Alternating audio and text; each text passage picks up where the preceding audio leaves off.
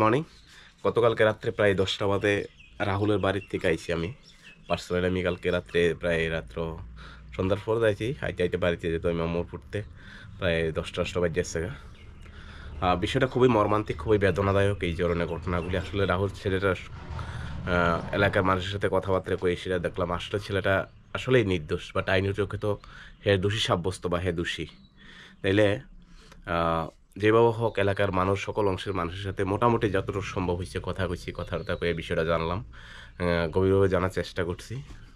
তো বিষয়টা খুবই মর্মান্তিক, খুবই বেদনাদায়ক। তবে আইনের প্রতি, আইন তো আইনের রাস্তায় চলবো, আইনের প্রতি আমরা শ্রদ্ধাশীল রাখি। সেটাই আপনি সকল ইয়াং জেনারেশন থেকে শুরু করে সকল অংশের মানুষ যারা এই ধরনের যে অমানবিক, এটা তো আসলে আমরা সবসময় অনেকেই অনেক ধরনের সোশ্যাল মিডিয়াতে পোস্ট করেন বা কমেন্ট করেন বা অনেকে জ্ঞান মারতেন যে আইন আবেগ দিয়ে চলে না, আইন বিবেক দিয়ে চলে, আইন আইনের মতন চলে। 100বার ঠিক আছে। আর আইনের শুরুটা কই থেকে? আইন আবেগ বিবেককে রক্ষা করার লাগেই তো আইন এসে নাকি? আর আইনের চোখে হ্যাঁ অপরাধী, আমিও কইতাছি আইনের চোখে হ্যাঁ অপরাধী। তারপরও সার্বিক চিন্তা করে সে দেখলে আমরা একটা যে সব জায়গায় আমরা ইয়াং জেনারেশন যারা আছি বা বৃদ্ধরা যারা আছি বা বয়স্করা যারা আছি, আমরা ছোট ভাই বোনেরা যারা আছে, সবাই যদি সারা রাজ্য জুড়ে যদি আমরা মানে হের লাগিয়া বা হের পরিবারের কেউ নেই, দ্বিতীয় আরো ব্যক্তি কেউ নাই, হের বোন আসলো, বোন বিয়ে সাথে দিয়া লাইছে, হের মা আছে বৃদ্ধ মা। মনে করেন আমার সবচেয়ে কষ্ট লাগে একজন মা যখন তার মৃত্যুকালীন সময়ে হের সন্তান বলে এসে অন্য জায়গার জায়গা বা অন্য বলে জায়গা বা অন্য জায়গায় যে কোনো পৃথিবীর যে কোনো জায়গায় থাকুক, আমেরিকা থাকুক বা লন্ডনে থাকুক, একটা মা বাবার মনে কিন্তু ততটুকু কষ্ট লাগে না তখন তার সন্তানরা কোনো জেলের মধ্যে আটকায় থাকে, কোনো একটা বিপদের মধ্যে আটকায় থাকে। হে মরলো, হে আত্মাটা আছে না, পস্ত না। আমরা দেখেন, আমরা সবাই বিশ্বাস করি যে মানুষ পৃথিবীতে একবারে জন্ম নিয়েছি আমরা, আর সামান্য এই 50-60 বছরের একটা জীবন।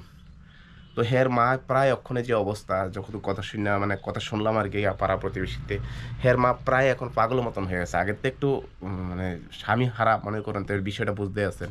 এখন স্বামী হারা মা কত কষ্ট করে সংসার চালাইছে, যা কিছু হোক যে হোক চালাইছে। সারা জীবনে একটা ছেলে আসলো, মানে শেষ বয়সে ছেলেটা দেখবো। আমরা বোনরা যারা আছে বা যারা তো বিয়ে শাদী হইলে তারা অটোমেটিকলি অন্যের ঘরে সংসার করে বা অন্য জায়গায় যায়। তো এই বিষয়গুলি মানে সার্বিক চিন্তা করলে আমি আমাদের রাজ্যের রাজ্যপালের কাছ থেকে শুরু করে আইনমন্ত্রীর কাছে শুরু করে আর সকল অংশের মানুষের কাছে শুরু করে আপনার কাছে একটা বিনীতভাবে অনুরোধ করবো। অ্যাকচুয়ালি এটারে ইলিগাল, আমরা আইনের বিপক্ষে না বা আইন খারাপ জাজ করছে বা ইয়ার বিরুদ্ধে এমন না। হ্যাঁ অন্যায় করছে, আমরা স্বীকার করি, হ্যাঁ অন্যায় করছে। তবে সার্বিক চিন্তা করে সে দেখেন, ছেলেটা কিন্তু যায় মেয়েটারে কিডন্যাপ করছে না, মেয়েটা নিশ্চয়ই নাবালিক, মেয়েটা সাবালিক হইছে না বা মেয়েটার বয়স হইছে না যখন এই কাজটা করছে। তখনকার আবেগের চিয়ায় যায় সে এমন একটা ঘটনা ঘটছে। আর এমন ধরনের ঘটনা যে হইবে এটা থেকে হয়তো কল্পনা করছে না, কল্পনার বাইরে। তো মেয়ের বাবার সাথে কথা কইছে, পাড়া প্রতিবেশী যারা আছে তারা কথা কইছে ম্যানেজ করতে পারছে না, তারা কেস চলছে। কেসে তো অটোমেটিক তো রায় না। তো এই বিষয়গুলো খুবই বেদনাদায়ক, মর্মান্তিক। আমি সকল মানুষদের কাছে যারা ফেসবুকে দেখবেন বা ইউটিউবে দেখতেছেন বা যারা দেখতেছেন, please hashtag justice for Rahul এমন করে সেটা যে হোক যার জায়গায় থেকে সেটা প্রতিবাদ করেন। কোনো আইনের বিপক্ষে যায় না, শান্তিপূর্ণভাবে সুন্দরভাবে যে যেই রায়টা দিচ্ছে এটা পুনর্বিবেচনা করার জন্য।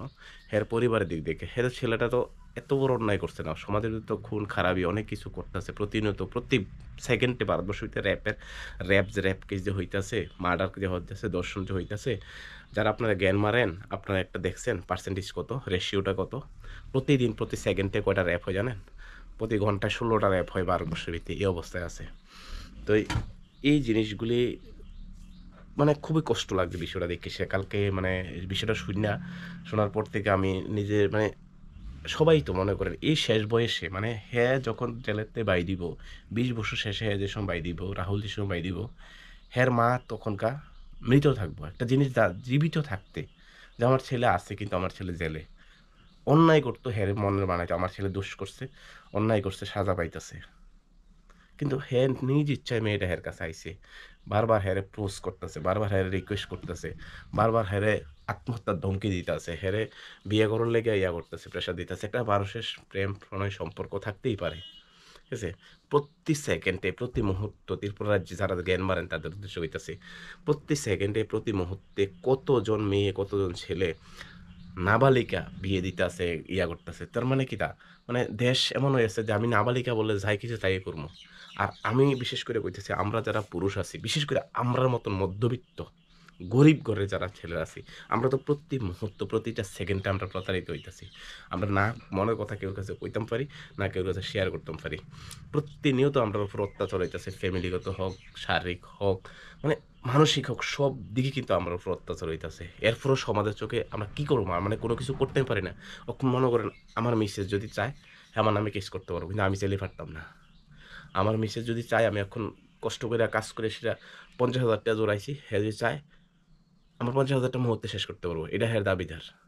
মানে আইন মানে কোন জায়গায়, আমি আইনের প্রতি শ্রদ্ধা, এই যে আইন এটা একতরফা আইন হিসেবে না, তো আমরা তো অধিকার আছে বাঁচার, আমরা তো এই লাইফে বাঁচার, আমরা তো শ্বাস নেওয়ার, মুক্ত শ্বাস নেওয়ার অধিকার আছে, এই দেশের নাগরিক তো আমরা, এই মাটির নাগরিক তো আমরা নাকি। তাহলে আমরার ক্ষেত্রে সেটা সম্পূর্ণ অন্যরকম। মানে এই বিরুদ্ধে এমন পৃথিবীর ইতিহাসে অনেক আছে যারা জ্ঞান বাড়ান, আমি তাদের কইতাছি জ্ঞান মারেন না সব জায়গায়। আইন সম্পর্কে, ল সম্পর্কে, দেশ সম্পর্কে, ইতিহাস সম্পর্কে আমরা কম বেশ জানি। জ্ঞান না মারে সেটা মানে কীভাবে পিচফুলি শান্তিপ্রিয়ভাবে কীভাবে এটার একটা মানে হের পরিবারের দিকে চাই, হের মার দিকে চাই, সে কীভাবে ইয়া করা যায়। আর এই যে সিস্টেম, এই সিস্টেমের বিরুদ্ধে সারা পৃথিবী কতবার উত্তাল হয়েছে জানেন, এই সিস্টেমের এগেনস্টে যায় সেটা। রিসেন্টলি আমরা জাস্ট রিসেন্টলি একটা এক্সাম্পল দেখেন, কখন আবার করবেন এটা বাংলাদেশ না, অবশ্যই আমি এক্সাম্পল দিতেছি বাংলাদেশ। হাজার হাজার পলিটিক্যাল দিয়ে চাপ দিয়ে সেটা 30 বছর, 15 বছর, 16 বছর, 15 বছর, 20 বছর জেলের ভিতরে আটকে রাখছে। বাংলাদেশ রিসেন্ট ক্ষমতার পাওয়ারে, এটা কোনো অন্যায়ের কারণেই না, ক্ষমতার পাওয়ার এমন হাজার হাজার আছে অন্যায়ের কারণে। আজকে একটা এক্সাম্পল দেন, তাহলে এটা তো আইন তো সবার লেগে সমান, ঠিক আছে।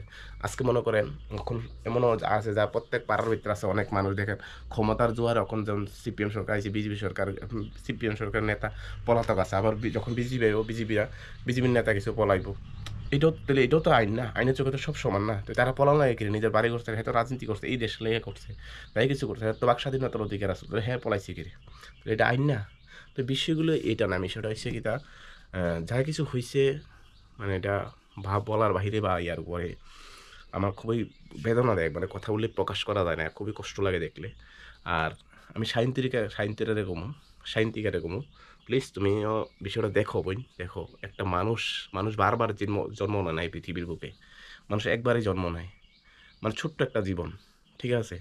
তুমি এর সাথে থাকো না থাকো, চাও ছোট্ট একটা জীবন, হ্যাঁ যদি তোমার সাথে অন্যায় করতো, বেইমানি করতে, এমন হাজার হাজার ঘটনা হইতেছে। একটা ভালো মেয়ে বিয়ে করতেছে, বিয়ে করে নিয়ে সে হের সাথে সংসার করে কিছুদিন হের সাথে শারীরিক বুক করে সেটা হের ফালাই দিয়ে যাইতেছে, এমন হাজার হাজার ঘটনা হইতেছে। যদি তোমার সাথে এমন হইতো 100 বার কোনো ইয়া না, তোমার যদি তোমার সাথে তোমার দেহের রূপসা করে এসে বা তোমার দেহের নষ্ট করে, তোমার ইজ্জত ধ্বংস করে দেহে যাইতো গা, ফালাই দেওয়া যাইতো গা, বা তোমার নিত না, তোমার অস্বীকার করতো, 100 বার তুমি হেরে সাজা দিতে পারতা, এটা তোমার অধিকার আসলো। বাট হে তো এমন না, হে তোমার সাথে মানে অন্তর দিয়ে তোমারে বলা হয়েছে, তোমার লয়ে থাকবো এমন স্বপ্ন দেখছে, হয়তো মানে এমন ক্ষতিও করছে না তোমার, তুমি নিজের ইচ্ছে গেছো। তোমার গার্ডিয়ানরে বুঝাও, হ্যান্ডেল করাও, বা হয়তো আমি শুনছি অনেক ট্রাই করছে কিন্তু হয়েছে না। বাট তুমি যখন এখন সাবালিকা, আরে এখন তখন তো সাবালিক, এখন তো নাবালিক, সাবালিকা হয়েছে, এখন তো তোমার বয়স হয়েছে, তুমি একটু বিষয়টা দেখো প্লিজ। এটা খুবই মর্মান্তিক, আর সবাই জাস্টিস করেন। আর মনে করি আমি সবাই মতামত নিতাম সোশ্যাল মিডিয়াতে, যারা অনেকে হইতেছে আমরা একটা পিচফুল র্যালি করবো সারা রাজ্য জুড়ে, সেটা বিভিন্ন জায়গায় জায়গায় সাব ডিভিশন ওয়াইজ পিচফুল একদম শান্তিপ্রিয়ভাবে, কোনো উচ্ছৃঙ্খলতা নাই, এইভাবে একটা র্যালি করলে খুবই এটা ভালো হইব।